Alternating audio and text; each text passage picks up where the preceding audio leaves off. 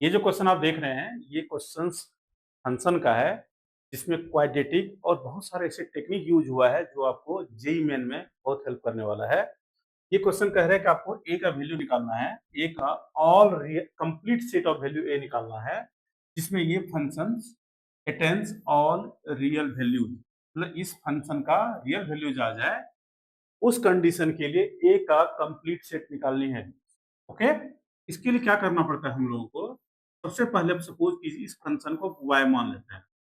y is equal to x square minus x 1 minus a x.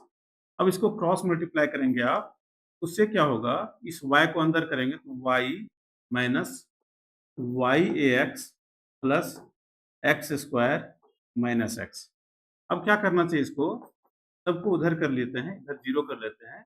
ये हो जाएगा x square plus ए Y x, और यहाँ पर होगा माइनस एक्स, और यहाँ पर माइनस वाई। अब ध्यान से देखिएगा, ये जो वैल्यू है आपका एक्स स्क्वायर, यहाँ पर एक्स कॉमन ले लीजिए, यहाँ ए वाई माइनस वन, यहाँ पर माइनस वाई।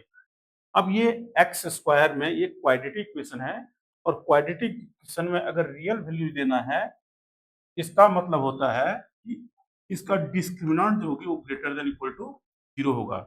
अब इसका डिस्क्रिमिनेंट के लिए यहाँ पर 1 है, यहाँ पर ए वाई माइनस 1 है, यहाँ पर माइनस वाई है। ये बी स्क्वायर माइनस 4ac का फॉर्मूला लगाएंगे। बी का वैल्यू ए वाई माइनस 1 है, इसका square minus 4 into 1 minus y. यहाँ मिस्टेक होती है, बच्चे वाई कर देते हैं, यहाँ पर माइनस वाई लेना है, इसको ग्रेटर देन इक्वल।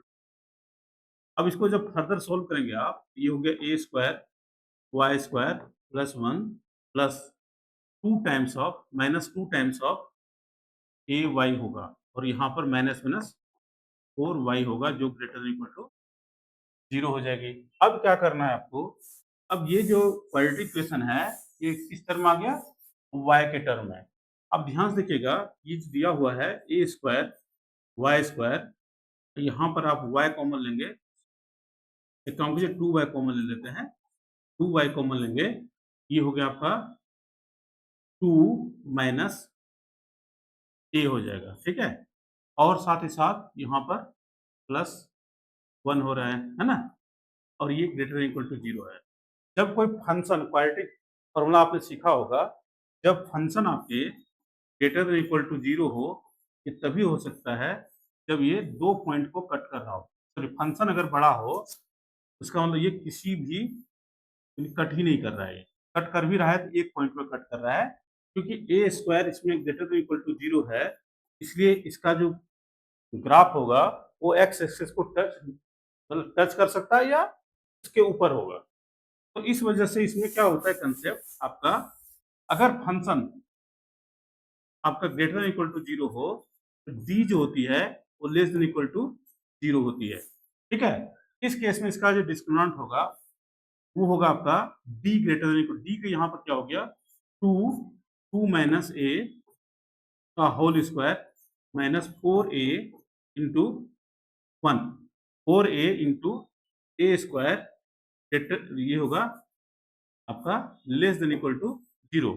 अब ध्यान देखिएगा, ये हो जाएगा 4 2 माइनस ए का whole square minus 4a square less than equal to 0। 4 common लेकर के आप हटा सकते हैं, तो जो रिजल्ट आएगा आपका हमारा, ठीक है, वो आएगा आपका 2 माइनस ए का whole square minus a square less than equal to 0। जब इसको फर्दर ओपन करेंगे आप, ये 4 प्लस ए स्क्वायर, और ये हो गया आपका 4a minus a square less than equal to 0, ये कट गया। अब ये हो गया 4 माइनस 4a, यहाँ 4a होगा, नोट, ठीक है? 4a less than equal to 0, 4 less than equal to 4a, इसका मतलब 4a greater than equal to 4, 4 आप कैंसिल कर सकते हैं। दिस इम्प्लाइज ए का जो वैल्यू हो रहा है, ए बिलोंग्स टू, क्वेश्चन समझिए, ए जो होती है ग्रेटर देन इक्वल टू 1 हो रहा है, तो इसका मतलब ए बिलोंग्स टू 1 से लेकर इनफिनिटी, ये आपका कंप्लीट सेट हो जाएगा। This is the required result of this important technical question for JEE point of view. Yeah, I hope you understand. Thank you.